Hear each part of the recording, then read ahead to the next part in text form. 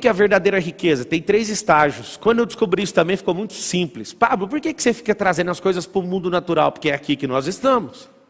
Existem pessoas que querem espiritualizar tantas coisas que eles vão lá para fora da estratosfera para tentar achar uma coisa que eles nunca viram. Eu vou te mostrar com as coisas que eu já vi. Existem 3 estágios. E o terceiro é a riqueza. A semente é a sabedoria. Primeiro passo. Nunca vi ninguém viver riqueza, ou sacar riqueza, ou transbordar riqueza se não tiver a semente. A semente é o quê? A semente é a sabedoria. O que é a semente? Sabedoria. Para você que está chegando hoje, tem 2, vertical e horizontal. A horizontal é se mover no tempo e adquirir experiência e construir uma história. E isso é a sabedoria horizontal. Nada tem a ver com a vertical. Quando eu me envolvi com várias coisas e fui aprendendo, eu fui adquirindo o quê? Cris. Eu fui adquirindo sabedoria horizontal. Que sabedoria que é essa? Não é a sabedoria do tempo, é a sabedoria da ação. Tem várias pessoas que ficaram 50 anos no tempo e não adquiriram sabedoria. Por quê? Porque repetiram a vida em loop. Se for olhar uma vida de novidade, em 50 anos vivido, talvez viveu uns 15 semanas de novidade. O segredo está na novidade, o segredo está em você descobrir algo novo e pegar aquilo que é a sua experiência e colocar uma cobertura naquilo.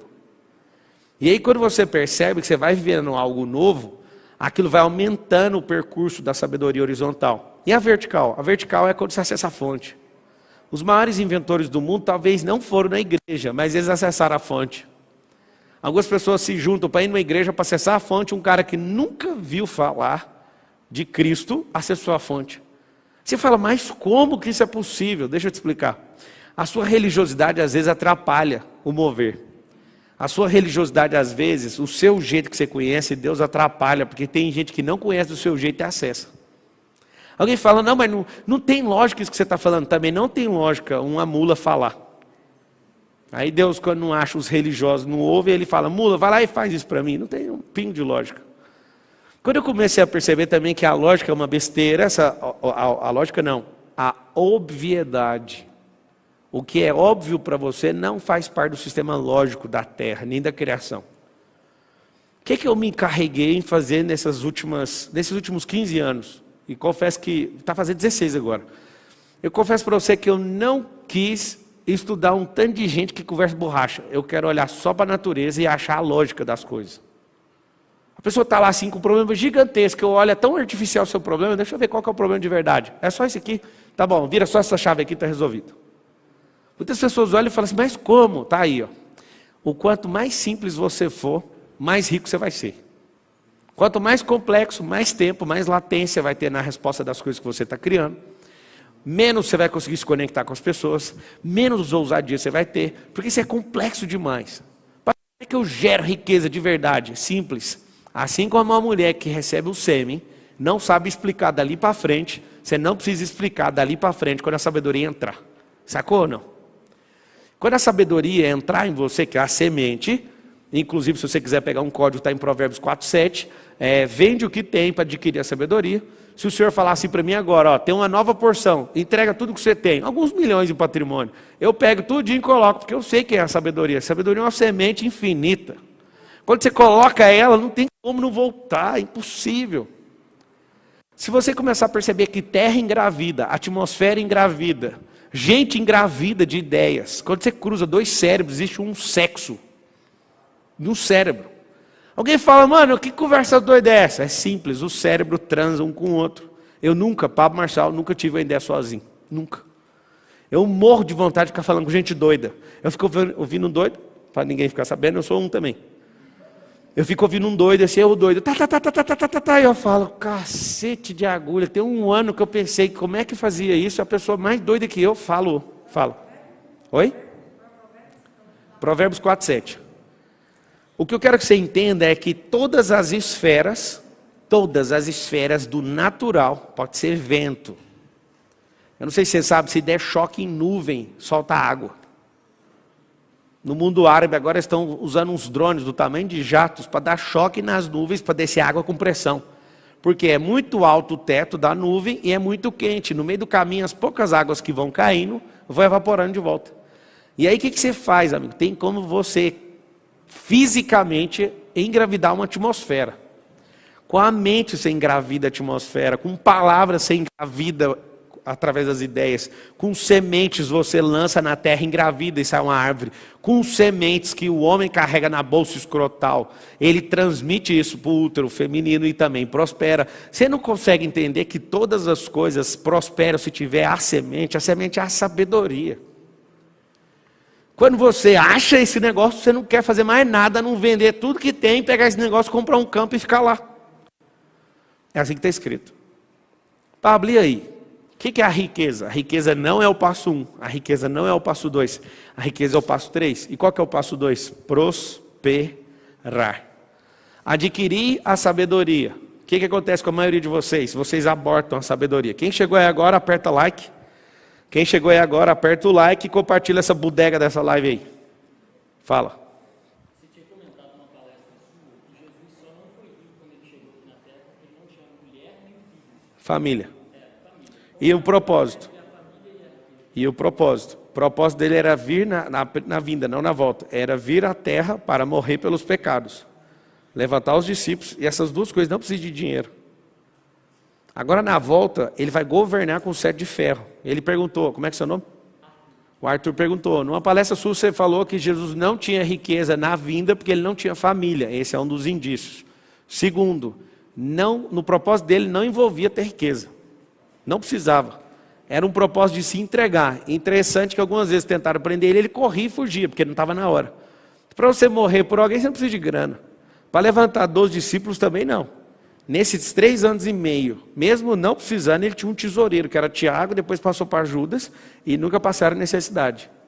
3 anos e meio, ele tocou o terror na terra, soltou na mão dos 12, depois soltou na mão dos 400 e vazou. Chamou mais 70, e depois todo mundo junto deu 400, vazou e falou, agora é com vocês. O que é o problema? Na volta. Na volta ele vai governar num período milenar, 1000 anos, ele vai governar a terra a partir de Jerusalém.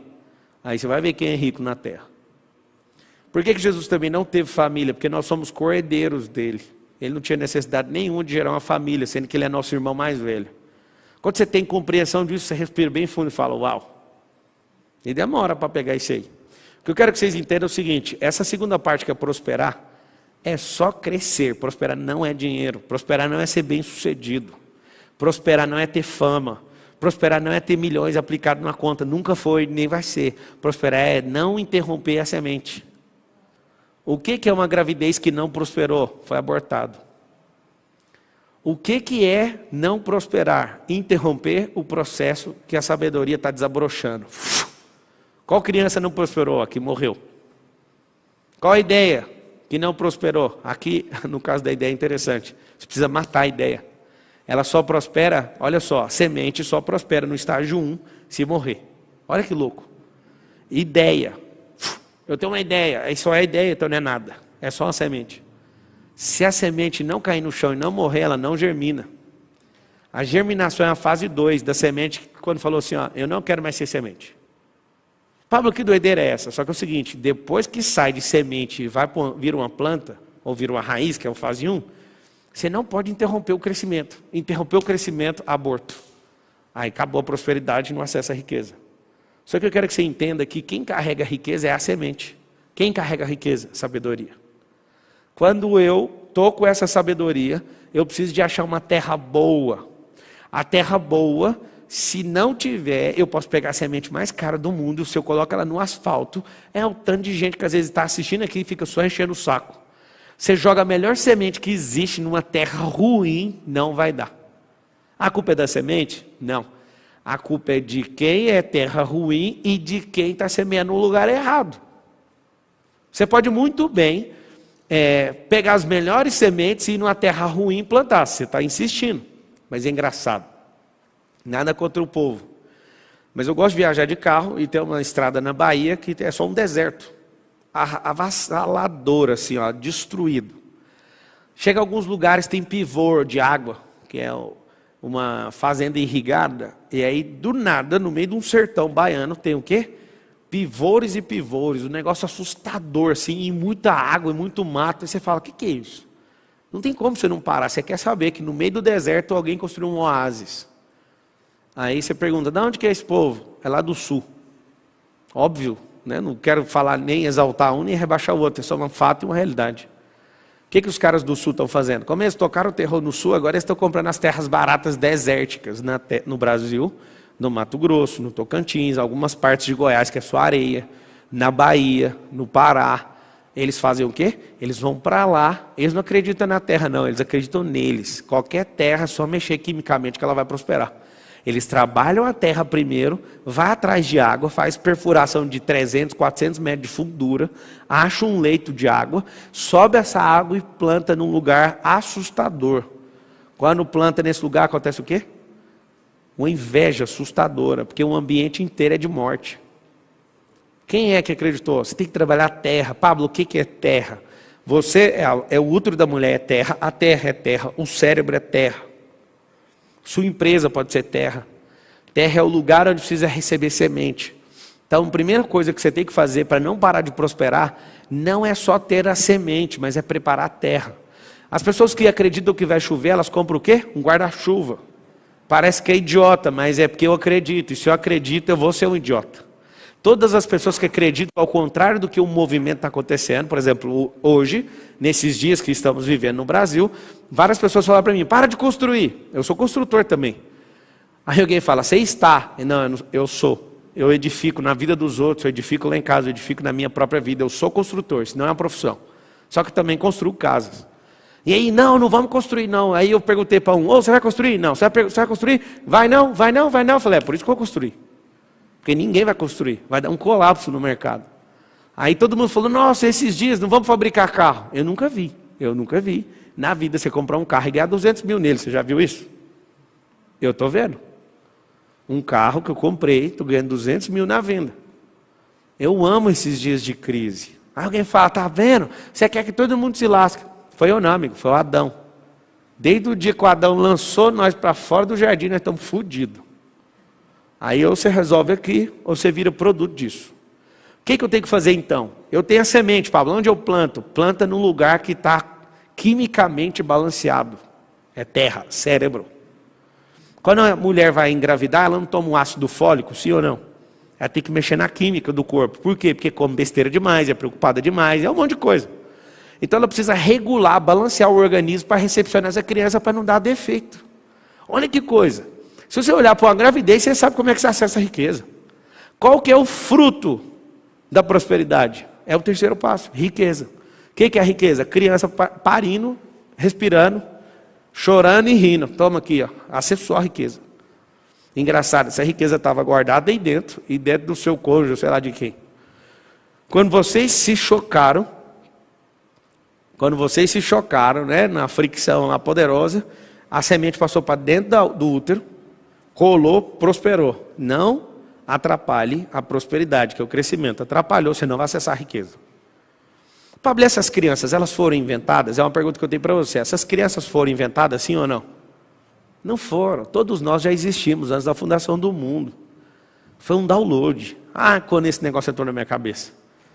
As crianças não são inventadas, a gente não inventa elas. Elas são downloads. Então tem que baixar 2 hardware e aí baixa o software.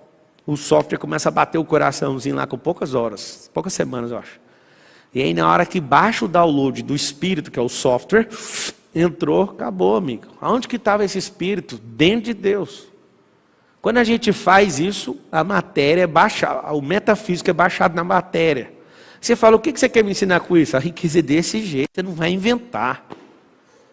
Quando isso é bem definido na sua cabeça, não há absolutamente nada que vai te impedir. Quando alguém vier abortar, tem gente que aconselha assim, você está de 5 meses, tá de 8 meses, falta 4 semanas para nascer seu filho, a riqueza, na analogia. A pessoa fala assim, dá trabalho demais. Um dia eu estava numa viagem, um cara falou assim, dá trabalho demais. O quê? Ter esse tanto de riqueza. Inclusive, não deve estar assistindo não. É um gerente de uma fazenda nossa. Ele estava viajando com a gente, tirou um tempo, levou os colaboradores todos para viajar. Aí ele falou assim, rapaz, eu fico vendo vocês falando que tem casa não sei aonde, casa não sei o quê, não sei o quê, não sei o quê. Eu falei, o que tem? Ele falou, eu não quero isso nunca para mim. que vocês acham que eu falei para ele? Eu falei, cara, eu fico tão satisfeito de ouvir, porque se todo mundo quisesse o que a gente quer, não ia ter ninguém igual você para olhar. Então, a gente tem esse tanto de coisa que realmente é muito, eu acho que nem precisa. Mas continua tendo esse pensamento que aí você cuida daquela fazenda, porque a outra fazenda, né, vai para outro cara, mas essa casa de praia vai para outra pessoa, esse pesqueiro nós vamos para outra pessoa. E enquanto você não entender o que é, você vai ser cuidador desses negócios.